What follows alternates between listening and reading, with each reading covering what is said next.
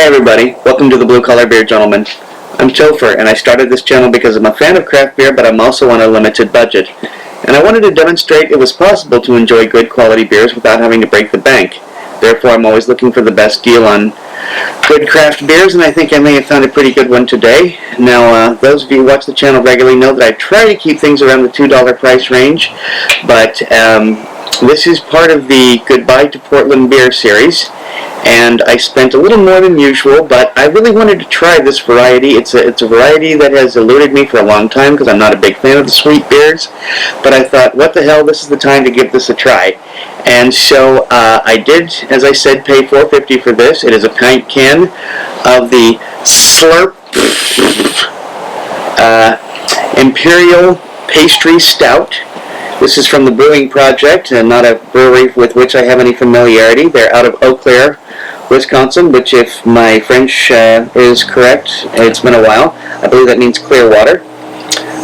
They do have the independent craft logo, the upside down bottle here. I'm going to show here, and I'm pretty sure, Nancy, you'll be able to put that logo up, even though I was not able to really put that up close enough to the camera for you to see much of it. It is not... just because a can does not have that on there does not mean you're not drinking a craft. That was too many nuts. Okay, the presence of that means you are drinking a craft beer.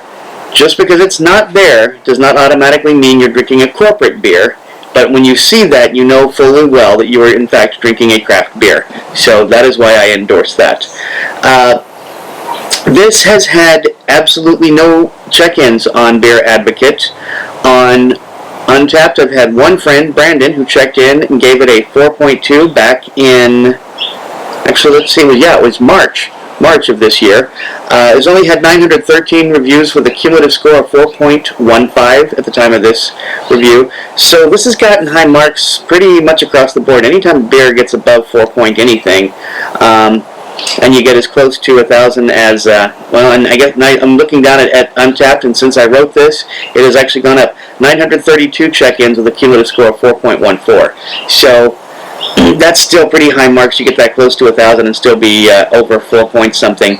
That means that a lot of people think well of this beer. I do not have a, I don't have a best buy or canned on date on this beer. I do know that it has a 7.67 ABV. Typically, Imperial Stouts come in between 8 and 12% on the ABV, so this is actually just a little bit low, but that's, you know, that's how it is. It says the Brewing Projekt is a microbrewery, so I took that for that, on top of the fact that, as I said, it does have the independent craft label. This is an Imperial Stout with milk, sugar, chocolate, salted caramel, and vanilla.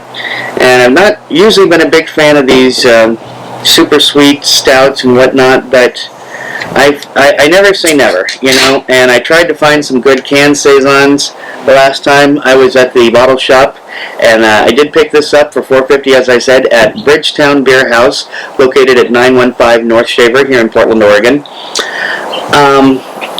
And I just didn't see any canned saisons that were to my liking, you know, because I thought, now is a great time to give some saisons a try. That's a variety that I don't normally give a chance to because I'm just not very fond of them, and I didn't see any. So I saw this and I thought, well, you know, I'm not a big fan of those sweet stouts, but let's give this one a try. So this is poured very, very, very dark. Sometimes you get some of the browner stouts. This is definitely closer to the dark chocolate brown as opposed to the light tan.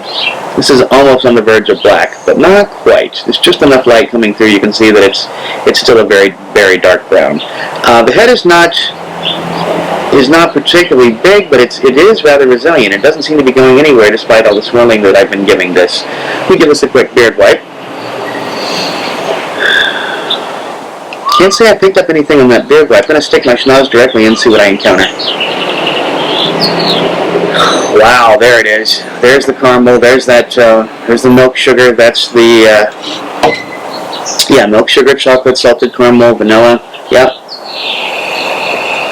It's coming through in a conglomeration of a very, very, very sweet smell. I mean, I know I said this about the last stout that I had, the Russian Imperial Stout from Adroit and Kushwa, called future you hates you.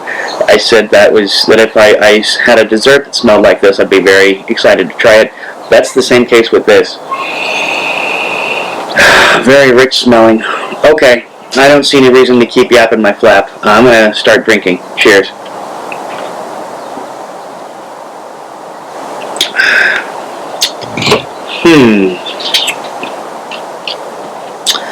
That's not bad. That's not bad at all. And I gotta say, I like what lingers on my lips.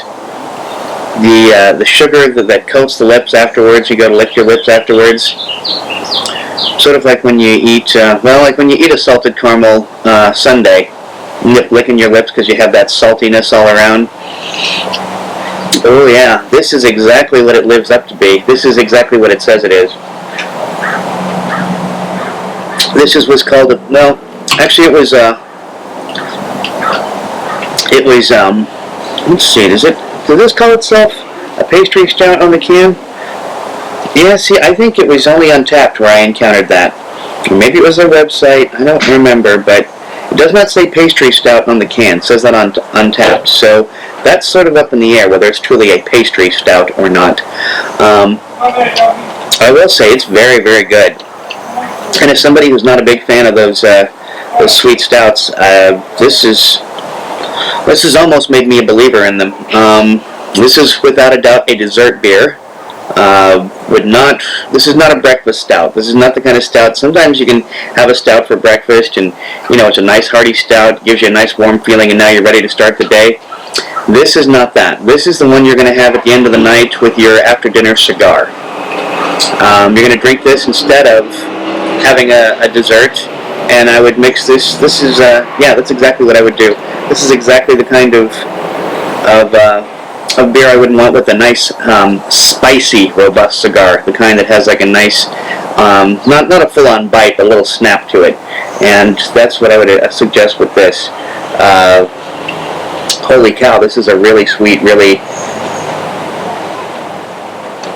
desserty beer. Now let's see, what exactly do I want to give this beer? I'm going to go ahead and give this beer a 4.25. I'm no longer giving canned beers the extra 0.25. I decided to stop doing that. Almost every beer I buy anymore is in a can, so it doesn't make a whole lot of sense to do that. So the beer itself is going to get a 4.25, and that's what I'm giving it. It's an extraordinary beer. Well guys, if you like this video, please be sure to like, comment, and subscribe. Don't forget to check out my other channel, Fat 50 and Running a Marathon. And until next time, drink good beer and don't break the bank doing it. Cheers!